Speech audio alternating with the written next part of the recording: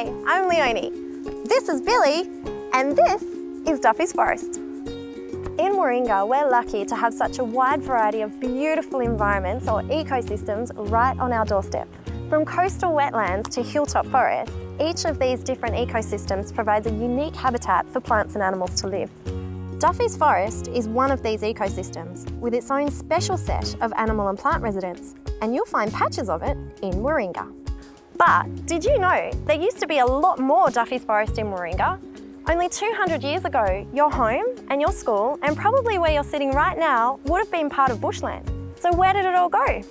The best way to answer that is to have a look back through time. The first residents of Duffy's Forest were the Warringah people. They lived and worked in the forest, hunting and creating the beautiful rock art we see here today. They used the forest in a sustainable way, which allowed the Aboriginal people and Duffy's Forest to exist together for a very long time. But when European settlers arrived in 1788, things began to change for Duffy's Forest. The settlers needed wood to build their houses and industries, so timber getters came to the area and started cutting down the forest trees. Afterwards, farmers moved to the area, continuing to clear the land for their cattle and crops.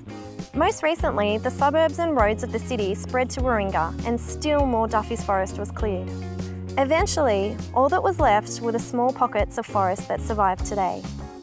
It's hard to believe, but these are the last patches of Duffy's Forest left in the entire world. Like the giant panda or the Siberian tiger, Duffy's Forest is endangered.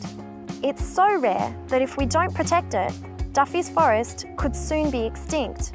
So to help protect Duffy's Forest, one of the best things we can do is learn about the past. So I'm here with David today from the Aboriginal Heritage Office. David, the Warringah people used to live here. Can you tell me a little bit about that? Well, Warringah people lived all over the northern parts of Sydney, around the beaches. They had their own customs and traditions. Part of that was to try and preserve what was there. So they were a little bit semi-nomadic. And once they thought the resources were getting a little bit threatened, they used to move away a bit and then start again. So they used to live off the land. You can see the engravings that the Warringah people left behind. There's also middens, shelters with art, open campsites and things like that.